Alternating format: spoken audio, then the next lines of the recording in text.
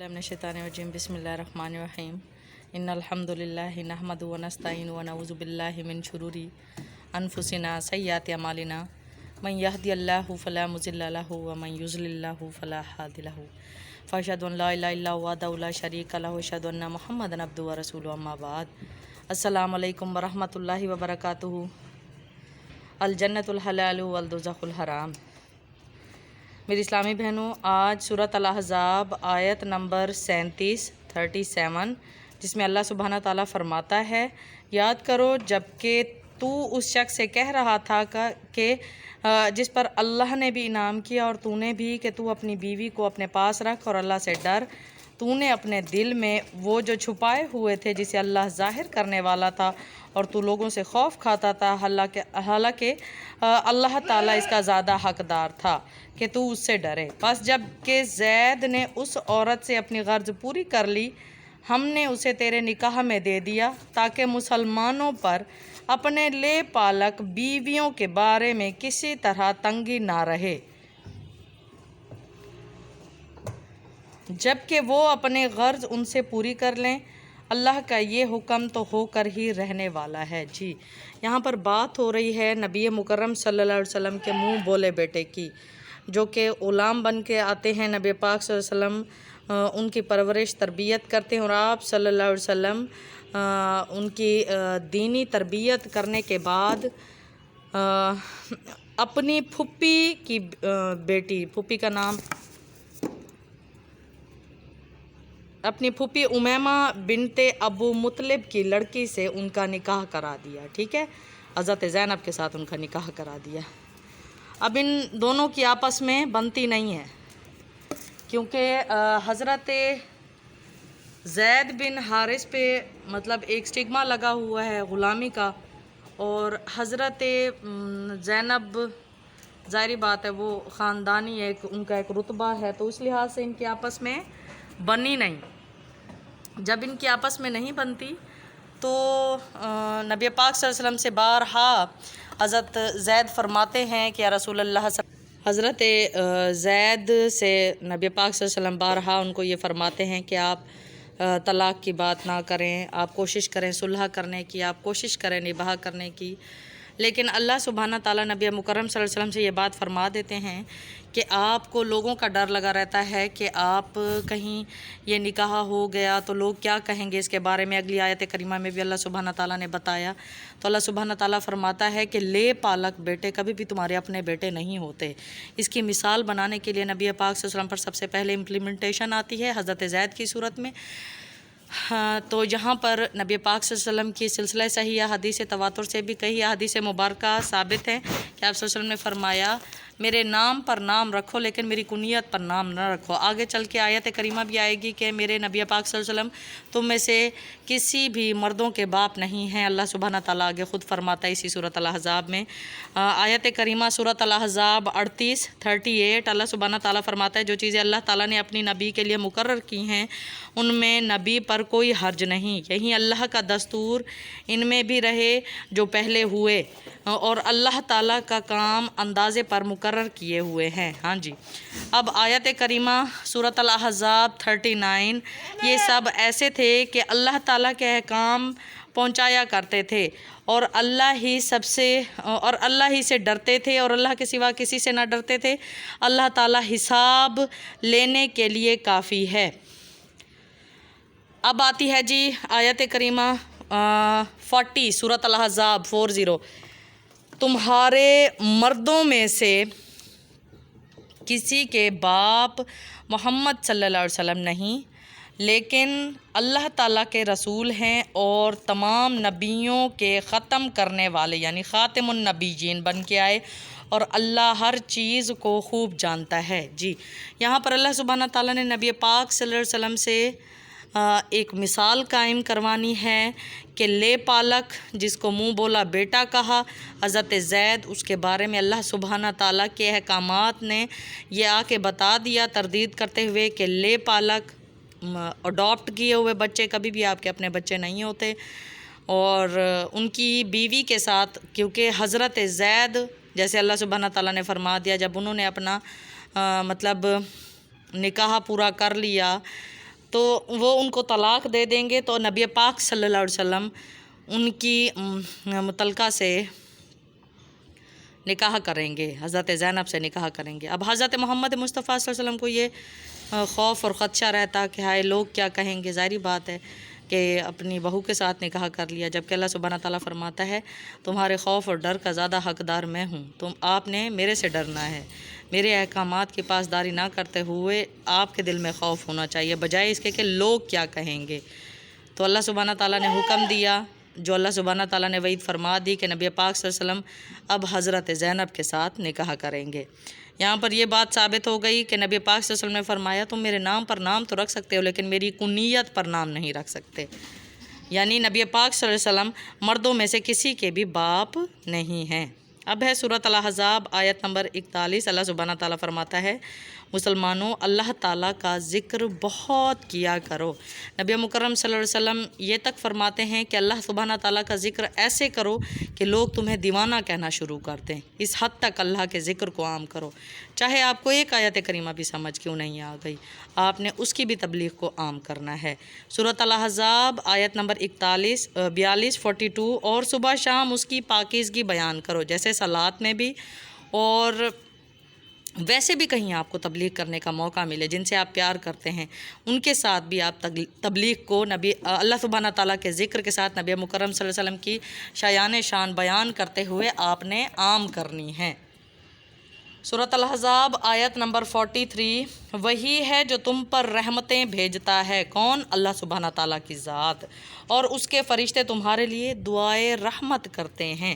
یہ ایک حدیث میں نے آپ لوگوں کو ویسے بھی بھیجی تھی، صحیح مسلم کی کتاب الآداب سے، آپ اوپر واٹس ایپ کے جو ہمارا گروپ ہے اس پر دیکھ سکتی ہیں وہ حدیث مبارکہ صحیح مسلم کی۔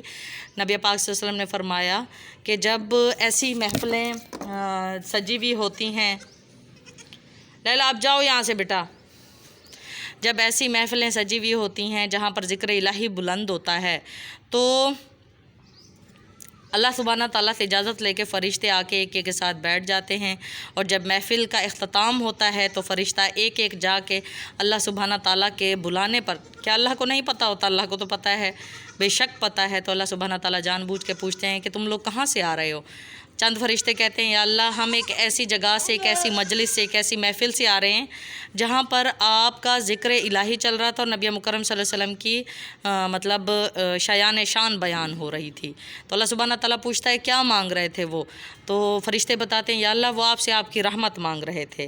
تو اللہ سبحانہ تعالیٰ فرماتا ہے کہ بے شک جس نے اس کی امید رکھی میں نے اس کو اپنی رحمت عطا کی۔ اسی طریقے سے ایک دوسرا گروہ فرشتوں کا کہتا ہے یا اللہ وہ آپ سے آپ کی جنت بھی مانگ رہے تھے، اللہ سبحانہ تعالیٰ فرماتا ہے میں نے ان کو اپنی جنت بھی عطا کر دی۔ ایک تیسرا گروہ آ کے کہتا ہے یا اللہ وہاں پر چند لوگ ایسے بیٹھے تھے جو گنہگار تھے، جو بدکار تھے، تو کیا آپ ان کے ساتھ کیا معاملہ کریں گے؟ تو اللہ سبحانہ تعالیٰ فرماتا ہے کہ نیکوکاروں کے صدقے، ایسی محفل کے صدقے، کیونکہ یہ محفلیں اللہ کو بہت زیادہ پسند ہوتی ہیں، جن کو ہم لوگ محفل مجلس، درس قرآن کی محفلیں، تبلیغ کی محفلیں یا میلاد مصطفیٰ کی محفلیں، تو اللہ سبحانہ تعالیٰ کو بہت بہت زیادہ پسند ہوتی ہیں۔ اس لیے اللہ سبحانہ تعالیٰ نے فرمایا کہ میں ان گناہگاروں کو بھی اس محفل کے صدقے بخش دیتا ہوں، سبحان اللہ العظیم۔ تو میری اسلامی بہنوں، یہیں اللہ سبحانہ تعالیٰ فرماتا ہے کہ اس کے فرشتے تمہارے لیے دعائے رحمت کرتے ہیں تاکہ وہ تمہیں اندھیروں سے اجالے کی طرف لے جائیں، تاریک زندگیوں سے، گمراہی کی زندگی سے اٹھا کے اجالوں کی طرف لے جانا، اسلام کی طرف لے کے آنا، اللہ کے راستے پر لے کے آنا۔ اور اللہ تعالیٰ مومنوں پر ہی بہت مہربان ہے، مومن وہ جو کامل یقین رکھتے ہوں لا الہ الا اللہ محمد رسول اللہ پر، کہ اردو کے ادیب اشفاق احمد صاحب فرماتے ہیں کہ میں نے اپنے بابا جان سے پوچھا کہ بابا جان مسلمان اور مومن میں کیا فرق ہے؟ تو میرے والد محترم فرماتے ہیں کہ بیٹا مسلمان وہ جو اللہ کو مانے اور مومن وہ جو اللہ کی مانے، تو اللہ کی مان کے مومن بن جائیں، اللہ ہمیں یہ توفیق دے، آمین یا رب العالمین۔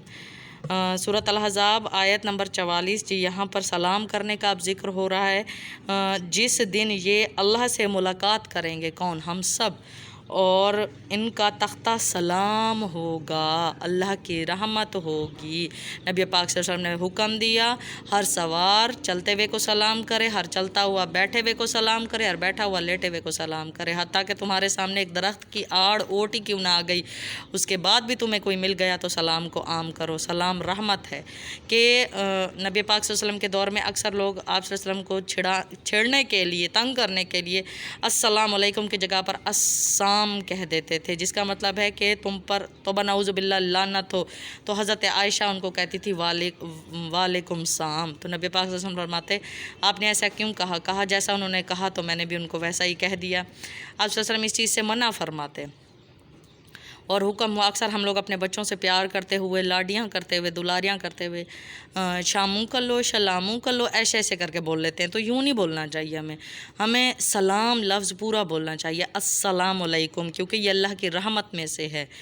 تو میری اسلام بہنوں، اس کے بعد اللہ سبحانہ تعالیٰ نے فرمایا ان کے لیے اللہ تعالیٰ نے باعزت اجر تیار کر رکھا ہے، بے شک ہاں اے نبی یقیناً ہم نے آپ کو رسول بنا کر گواہیاں دینے والا، خوشخبری سنانے والا بھیجا ہے۔ سبحان اللہ العظیم۔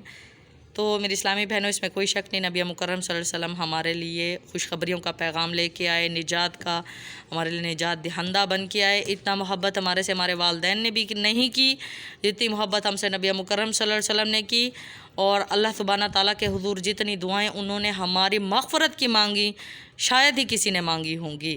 تو یہ ہمارے لیے خوشخبری کا پیغام لے کے آئے، بالکل ویسے کہ جب ہم نیک اعمالوں کو پورا کرتے ساتھ ساتھ 5 وقت کی نمازوں میں باوضو ہو کے رہتے ہیں، تو یہی وضو محشر کے روز ہمارے لیے نور بن جائے گا۔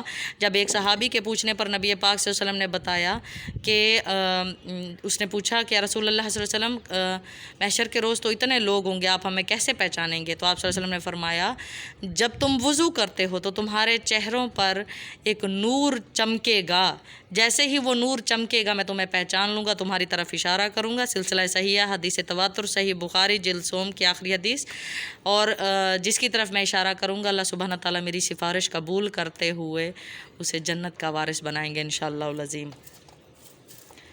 آگے اللہ سبحانہ تعالیٰ فرماتا ہے سورۃ الاحزاب آیت نمبر 46 میں کہ اور اللہ کے حکم سے اس کی طرف سے بلانے والا اور روشن چراغ، یعنی سراج منیر نبی پاک صلی اللہ علیہ وسلم، روشن چراغ۔ بے شک ہم اندھیروں میں تھے، بے شک ہم تاریکیوں میں تھے، ہمیں بہن، بیٹیوں، بیویوں، ماؤں کی عزت کی کوئی بھی پاسداری نہیں تھی، اور بالکل ہی ہم لوگ مطلب اس حد تک جاہل تھے کہ جیسے ایک نظام آج ہو نکلا ہے جس کو ہم آزادی سمجھتے ہیں، فحاشی ہے، حالانکہ وہ اسی فحاشی، اسی بے حیائی سے نکال کر ہمیں دین اسلام یہاں تک لے کے آیا۔ ہم اپنے آپ کو ڈھانپ کے رکھیں گی تو تبھی ہی ہمارے لیے حفاظت ہوگی۔